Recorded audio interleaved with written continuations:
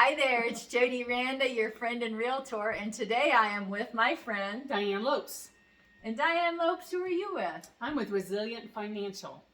I love the name of your company. Can you tell me a little bit more about what makes your company resilient? My company, it's a great name because we are not subject to the craziness of the market. What we do, our planning is resilient. It endures years and years of retirement and or living, and so we are an enduring, resilient company. And a lot of the companies we worked with have been around for over 170 years. So I haven't been around that long, but at least the companies I work with have. That's pretty fantastic. And most people, just like they know a handful of realtors, they know a handful of financial planners and people in the financial business. What makes what you do different? We are not, again, subject to the market whims, so we kind of avoid some of the market whims in that when you look at the stock market from 1929 till today, for example, the actual rate of return, not the average, but the actual rate of return is 5.13%. And when you look at that, and then you throw in the fees that you might incur anywhere between 1 and maybe 3%, depending on who you work with or what's inside mutual funds, etc., that's not a lot of money when all said and done. And that's if you hit the market just right every year.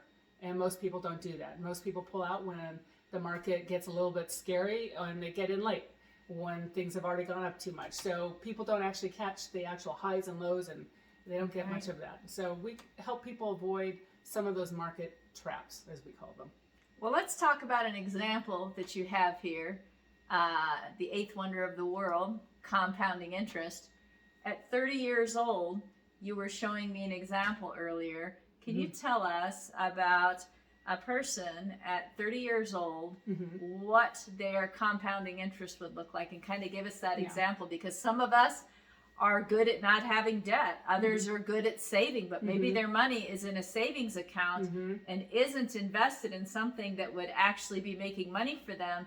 And then also that they're able to use. I think that makes what you do so unique is that they can still continue to earn the compounding interest, but borrow money from their investment if they need to. Yes.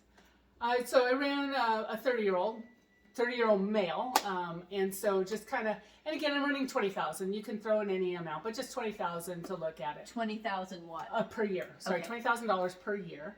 And if this person was to put it in from now to age 65, let that money cook, but he can use it along the way. So if he wants to buy a house, and if he pays back his loan, if he wants to buy cars, pay for kids' colleges, you name it, he can use the money, but pay it back, pay it back. But in retirement, he has no intention on paying it back. And by the time he retires, he has, he can start pulling out about $160 to over $162,000 a year. For, let's say, 15 years, he's pulling that money out. And if he were to die at, let's say, age 85, he'd still have about almost $1 million in death benefit. So he's pulling out a total of, let's say, $3.4 million. So you have the cash that you can use and retire on, as well as the death benefit. So it's utilizing a life insurance contract, which is one way that is a great way to go. And in that money, that $162,000 is all tax-free. So you don't have to worry about Social Security. You don't have to worry about any of that money. That money is all tax-free. And when I've run numbers, when I found, and I start with much older people, like closer, in their 50s and beyond, you have to earn 12.5% per year for the older people I work with to take out that same kind of income in retirement. And I'm basing that on today's taxes. I'm not basing it on what the taxes might be in the future. I'm just basing that on today's taxes.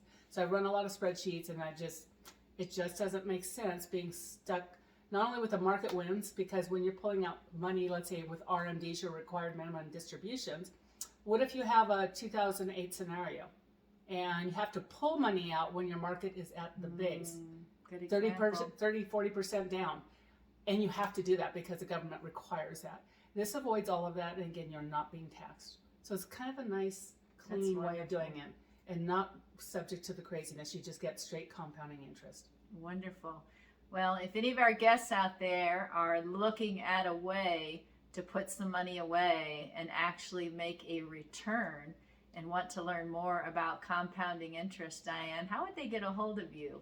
They can contact me via my cell, 303-564-7906. It's probably the best way to do that. Or Diane at resilientfinancialco, as in company.com. So Diane at resilientfinancialco.com. Wonderful. I thank you so much for our time today. I thank you all for watching. And obviously, you can contact me, and I will make sure to get you in touch with my friend Diane. Look forward to hearing good news and good feedback about the investments that you're building. And we definitely would love to help you to better understand the law of compounding interest, because it happens not only in life insurance, but also in real estate. Real estate, which I know a lot about, Yep. but life insurance, you know a lot about. So y'all have a blessed day, and we look forward to